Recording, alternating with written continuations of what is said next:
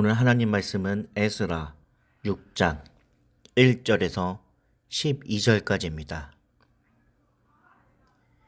이에 다리오 왕이 조선을 내려 문서 창고 곧 바벨론의 보물을 쌓아둔 보물 정각에서 조사하게 하여 메데도 앙메다 궁에서 한 두루마리를 찾았으니 거기에 기록하였으되 그레스 왕 원년에 조서를 내려 이르기를 예루살렘에 있는 하나님의 성전에 대하여 이르노니 이 성전 곧 제사를 드리는 처소를 건축하되 지대를 견고히 쌓고 그 성전의 높이는 60규빗으로 넓이도 60규빗으로 하고 큰 돌 3켜에 새 나무 1켜를 놓으라. 그 경비는 다 왕실에서 내리라. 또 누부갓네살이 예루살렘 성전에서 탈취하여 바벨로 옮겼던 하나님의 성전 금, 은, 그릇들을 돌려보내어 예루살렘 성전에 가져다가 하나님의 성전 안 각기 제자리에 둘지니라 하였더라. 이제 유브라데 강 건너편 총독 다뜨네와 스달보스네와 너희 동간 유브라데 강 건너편 아바삭 사람들은 그곳을 멀리하여 하나님의 성전 공사를 막지 말고 유다 총독과 장로들이 하나님의 이 성전을 제자리에 건축하게 하라. 내가 또 조서를 내려서 하나님의 이 성전을 건축함에 대하여 너희가 유다 사람의 장로들에게 행할 것을 알리노니 왕의 재산 곧 유브라데 강 건너편에 거둔 세금 중에서 그 경비를 이 사람들에게 끊임없이 주어 그들로 멈추지 않게 하라. 또 그들이 필요한 것 곧 하늘의 하나님께 드릴 번제의 수송아지와 숫양과 어린 양과 또 밀과 소금과 포도주와 기름을 예루살렘 제사장의 요구대로 어김없이 날마다 주어 그들이 하늘의 하나님께 향기로운 제물을 드려 왕과 왕자들의 생명을 위하여 기도하게 하라. 내가 또 명령을 내리노니 누구를 막론하고 이 명령을 변조하면 그의 집에서 들보를 빼내고 그를 그 위에 메어 달게 하고 그의 집은 이로 말미암아 거름더미가 되게 하라. 만일 왕들이나 백성이 이 명령을 변조하고 손을 들어 예루살렘 하나님의 성전을 헐진대 그곳에 이름을 두신 하나님이 그들을 멸하기를 원하노라. 나 다리오가 조서를 내렸느니 신속히 행할지어다 하였더라. 이 시간 하나님의 일하심이라는 주제로 함께 말씀을 살펴보도록 하겠습니다. 오늘 말씀은 성전 재건 수르바벨 성전의 건축에 대해 다루고 있는 3장에서 6장에 연속되는 부분이라고 말할 수 있습니다. 오늘 말씀을 보면 바사왕 다리오는 총독 다스네의 보고를 받자마자 바로 바벨론 문서고에 보관되어 있던 왕실 기록을 조사하게 하였습니다. 그리고 메데도 앙메단 궁에서 예루살렘 성전 재건을 지시하고 지원을 밝히는 내용을 담긴 고레스의 조서를 발견하였습니다. 다리오는 예루살렘 성전 재건을 준비하는 명령과 함께 성전 재건을 적극 지원하는 내용의 조서를 강, 서편, 총독 다뜨네에게 내렸습니다. 다리오의 성전 재건 준비는 이스라엘 자손들이 다시 성전 재건 공사를 재개할 경우 하나님의 은혜 가운데 성전 재건을 완료하게 될 것이라는 스가랴 선지자의 예언의 성취라고 말할 수 있습니다. 그렇다면 오늘날 우리에게 주시고자 하는 하나님의 교훈이 무엇인지 함께 살펴보도록 하겠습니다. 첫 번째로 어떤 환경 속에서도 하나님의 일은 지속된다는 것입니다. 고레스 칙령을 확인한 다리오 왕은 즉시 다뜨네를 비롯한 신하들에게 답을 보냈습니다. 고레스의 명령대로 성전 건축에 협조할 뿐만 아니라 앞으로 공사가 중단되지 않도록 지원을 아끼지 말라는 것이었습니다. 다리오 왕은 다뜨네의 보고를 외면하지 않고 지체 없이 왕의 명령이 기록되어 있는 문서고를 열어 왕의 통치 자료와 역사적 기록을 찾도록 명령하였습니다.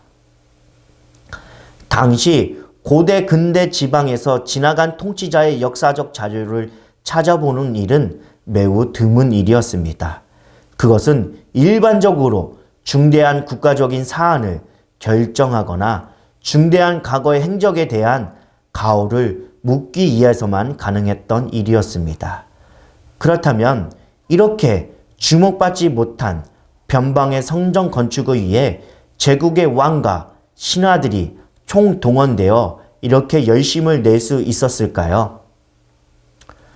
그것은 바로 이스라엘 자손을 위한 하나님의 강권적인 역사가 있었기 때문이었습니다. 바벨론 포로에서 귀환한 이스라엘 자손들은 완전히 잿더미로 변한 예루살렘에 도착하여 제2 예루살렘 성전을 건축을 시작했습니다. 그런데 그들이 그토록 애쓰고 힘썼지만 그들이 생각하는 것처럼 일이 잘 풀리지 않았습니다. 오히려 그들의 역사를 방해하려는 방해꾼이 늘어만 갔고 급기야 성전 건축이 중단되는 일까지 이루어지게 되었습니다. 그러나 하나님께서는 그들을 그대로 내버려 두지 않으시고 그들을 위한 일을 시작하셨습니다.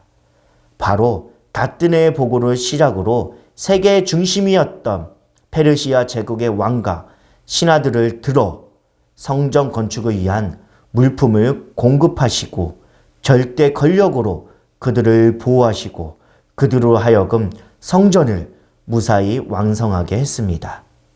이러한 과정을 볼 때 우리는 하나님께서는 백성들의 놀라운 능력과 힘으로 보호하시며 어떠한 불가능 속에서도 그 뜻을 성취하는 분이라는 것을 알게 됩니다. 사랑하는 성도 여러분, 하나님께서는 어떠한 상황에서도 불가능한 상황에서도 하나님의 뜻을 이루시고 성취하시는 분이십니다.